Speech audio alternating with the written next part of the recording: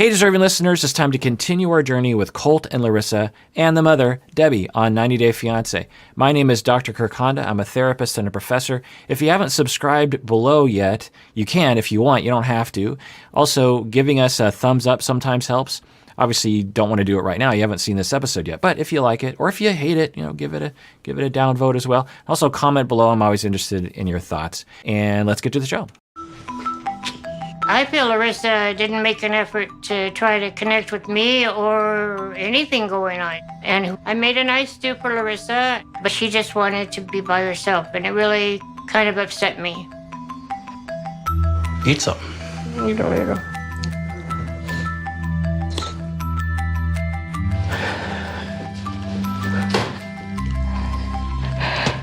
So I think another element of the culture of this family, Colt and the mom, is that for the mom, food is very important. And for a lot of families it is, really.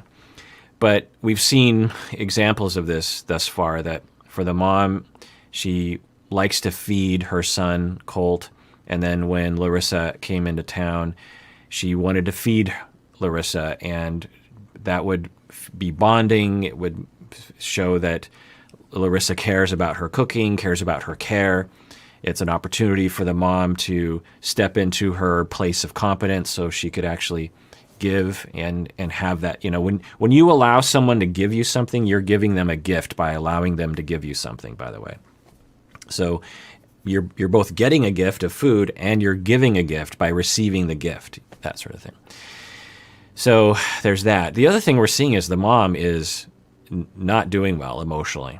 She is sad, hurt, which makes sense, but it is notable that this is hard for her. Now, I'll say a lot of other people on the show, they'll feel the hurt that the mom is feeling, but they'll mask it with anger or indifference. So I commend the mom for staying in that hurt, sad space. It's not dysfunctional to feel that, but it points to a fragility or other traumas that are being triggered in this moment. I'm guessing, total speculation. It's okay, Mom. Come over here, Mom.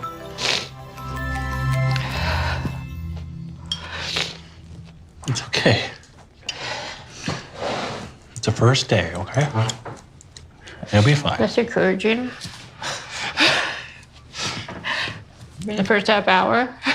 We've been here about 2 hours, maybe. It's fine. So Colt is continuing to be the third in the triangle in this similar way he was before, just reassuring her, look, it'll be fine. It's the beginning, this sort of thing. So we'll see if that works in the long run. It doesn't seem to be working right now, but maybe it will in the long run. Well, I'm sorry she's not happy about this house, so. People often judge things as soon as they see something. First impressions. Don't judge a book by its cover. Unfortunately, Some people do, apparently. it's okay. Different culture, different ways of thinking. I don't know, I just wouldn't walk into a place and condemn everything about it from the beginning. Well, She didn't say one nice thing about anything. Right, so now we're getting into some pretty entrenched triangulation. What the mom, Debbie, is communicating is she's hurt and angry at Larissa. Makes sense. I think a lot of people in her position would be. And what is Colt supposed to do about that? Colt right now wants mom to get along with Larissa, but at the same time, he agrees. He feels the same feelings that mom is feeling. So what does he do with that? The general guideline, not always the case, is, okay, mom, I hear you and I feel the same way you do. I think we need to have a talk, or I think you should probably tell her how you feel.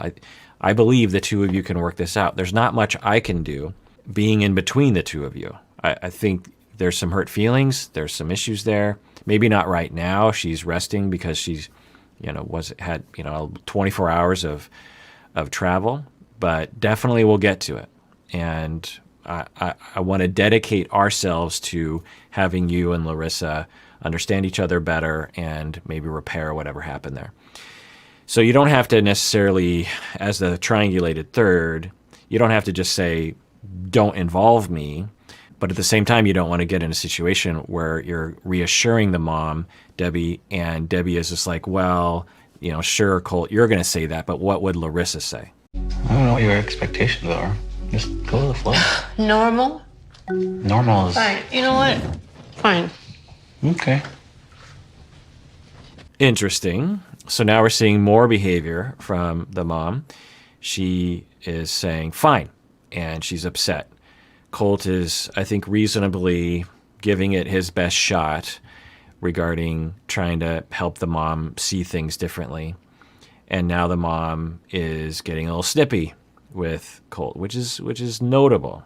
What I do have expectations of is common courtesy. The woman that walked into my house, so far what I can see in the first glance is that she's selfish, she's demanding, she's not very nice, and unless she changes, there's not going to be a future for either one of them here. Just give it time. Give it a day at least. Right. So based on what looked to be like 10 minutes of interacting, the mom has developed quite a narrative. Now, she might be right. Her conclusions about Larissa have not been that far off from what at least we've seen. Now, we've also seen Larissa being nice, and so there's that aspect to it. But this is troubling, and I'm guessing this is why you asked me to watch this, because I'm always wondering, because I get all the emails and the comments like, oh, you got to watch Colt and Larissa. And since I've been starting to watch this, I'm like, okay, well, why does everyone want me to watch this? And so we might be seeing the beginning of why this is such a compelling story. Let's continue watching. I'm really concerned that Larissa and my mother seem to be at odds right off the bat. I don't want there to be two sides at war with each other. Good. Makes sense, Colt. Makes a lot of sense. How do we help them? Well, doing your best to calm mom down didn't seem to work. So the recommendation, although very scary, is to have the two of them talk. You could be there, Colt, but maybe just put them in a room and have them work things out. You obviously also could go to family therapy. I don't understand. When you have a broken leg, you go to the physician, right? When you have a family that has what seems to be some very difficult conflict brewing and you don't know how to solve it, hire a family therapist. I've helped families like this. It isn't hard to do. The problem that's presented here is like very easy for a family therapist to at least have an approach with. The problem is when families let these kinds of problems build for 5, 10, 20 years, and then they come to family therapy, then we have a hard time because we have 20 years of trauma and anger and resentment and putting up walls. It still can be done, but I'm always thinking early intervention. This. Oh no. Good morning, What are you sunshine. doing here? Well, she's not doing any harm. But Quarter. if you touch her, you give love to her here, Yeah. she will stay more time. That's good. She's a part of my family. She's part of our family. Cool. You can go. Okay? Go. I don't like cookie dough because I think that she should to lose weight. Why you be so... I have to tell you, if someone came into my house and started talking crap about my cats or my dog, them's fighting words. So I guess I get it if you're not into cats and dogs, but you absolutely knew that Colt had, I think, 3 cats. What's the deal here? There's so many red flags that I'm seeing with Larissa. It's weird because on one hand, she seems to care about Colt and really loves him, I guess. But everything he's doing is wrong. His town is wrong. His house is wrong. His mom is wrong. The slot machine is wrong. The house isn't big enough. There's no pool. The cats aren't to be around. They're rejected. And it just is starting to get concerning. He didn't have enough roses.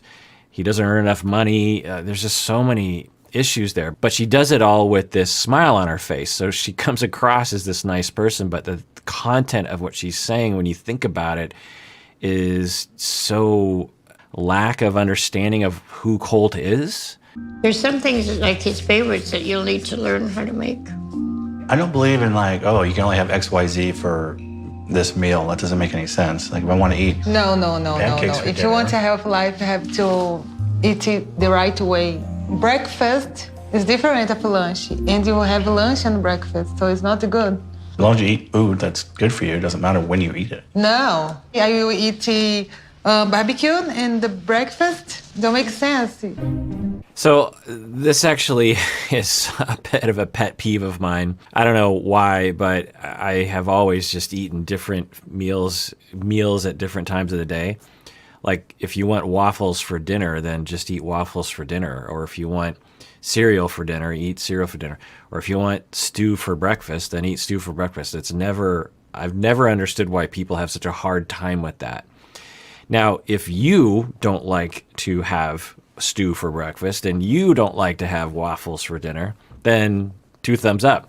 But why is that a requirement for other people? Like, oh my God, you're having waffles for dinner. What kind of crazy talk is that? It's just like, it's just food. I don't know. I wanted it. So she has that point of view, and I just thought I'd comment on that. It's just a bit of a pet peeve of mine. Spoon, biggie. I mean, I don't know what you want me to do. I don't think she likes anything about anything. I think that if Deb and we get along, it will be really good to my relationship with Colt. Let's go try to find the sofa. What do you think? Yeah. Okay. All right, this is good. So they're gonna spend some time together, get to know each other, hopefully bond, understand each other better, give an opportunity for them to maybe tell each other how they feel and what their different approaches are to life. This is good. This is great. Unfortunately, Colt don't give me the credit card yet, but he told me that I can't buy anything that I want if I am with Debbie. How much costs to solve? Oh, this whole couch sectional is going for $12.99. That's one of the best price, actually. We should speak now. Nope. We don't need to act like Colt is our father. So I'm trying to figure out Larissa and her personality. She is going to buy a couch, and she has an opportunity to bond with the mom. And she's real focused on getting the most expensive couch in the store. And the mom is like, well, maybe we should ask Colt what he wants. By the way, I think I have that exact same end table, that white one in the back. You see it there? So there's this opportunity to bond, and the mom is like, well, yeah, this looks like a good couch, but let's run it by Colt and see. And Larissa is just like, no, we're going to buy it now, and we have to buy it now, and we can't let Colt control anything. It's just such a weird way of looking at things. Why not pick a couch and say, well, we like this. Let's ask Colt what he likes. If he likes it, then yeah, we'll buy it. I don't understand why Larissa's so rigid on this issue. It's almost like she's determined to make this not work or something. Like at every turn, she seems to be making not the best choices if she's actually trying to make this work with Colt. I would like to be independent and buy what I want and talk to him later. Can't buy it unless he says okay. Yeah, but I just would like to make a surprise. Yeah, you'd be surprised, all right. Colt and I have a joint credit card and a joint bank account. And we started this bank account when he was 14 years old, and we've had it joint ever since. All right, so that's interesting. As I usually say, there's nothing wrong with that. It's not pathological, but it is interesting because he's in his 30s, right?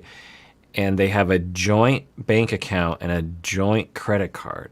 Maybe for Colt, he's thinking, well, I want my mom to be able to spend my money, and she buys the groceries and pays the rent. Maybe that's why they have a joint bank account. Maybe Colt has another bank account for himself. I don't know. But it is notable, and I'm sure there's a lot of people out there reacting to this of just like, what? What kind of weird enmeshment relationship is this? What kind of sick mama's boy is this guy? I've been, reserving judgment on this as we move forward. There's certainly a lot of signs of enmeshment. And what do I mean by enmeshment? Well, when you have a relationship and a family that is close and it's rigid, meaning that either member can't distance themselves even temporarily when they want to. That's enmeshment, that's dysfunctional. That's controlling. It limits people's opportunities. It doesn't allow people to express themselves or be themselves in the way that they want to. There's usually a lot of guilt, a lot of manipulation, a lot of shaming, a lot of control. I'm not seeing overt signs of that. Colt seems like he has the ability to move freely, but I don't know. But there certainly are a lot of red flags. Still living with mom, bank account with mom, credit card with mom, these kinds of things. But, on its face, it's not necessarily something that is problematic. What I'm looking for is, does Colt feel like he can distance himself from his mom temporarily or even permanently? Does he feel like he can move out with Larissa, live with her or even just by himself without the mom falling apart? If I had to take a guess, if there is an enmeshment problem, it's not that the mom is controlling Colt, it's that the mom is fragile emotionally and Colt is parentified and has been taking care of mom for a long time, which is great. But that can lead to issues where Colt isn't allowed to have the freedom that we would hope for himself. Now, what would we hope? Because if the mom is still fragile from the grief of losing her husband, maybe she has traumas in her past, shouldn't Colt take care of his mom? Yeah, more family members should support each other in this way. But what I would hope is that the mom has her own therapist. Maybe she has people at church that she talks to. She has friends. She has other family members that she reaches out to. And Colt isn't the only person responsible for the mom's well-being.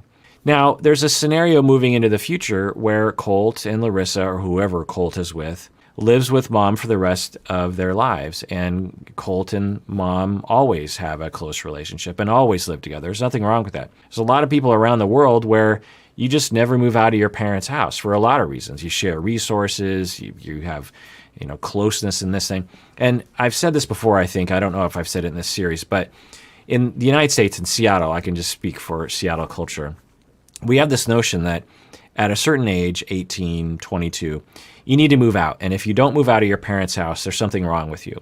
You're a grown child, you're enmeshed, you're a mama's boy, you aren't growing up, you're being controlled, all those kinds of judgments. Now, there's nothing wrong with moving out at 18. I moved out at 18. There's also nothing wrong with staying. And we have this value where we really judge people. And I'm quite positive that people are judging Colt for living with his mom. She's like, he's a mama's boy, he's weak or something, what's wrong with him? He needs to move on, he needs to grow up, all those kinds of things. So in our society right now, we have a problem with loneliness, do we not?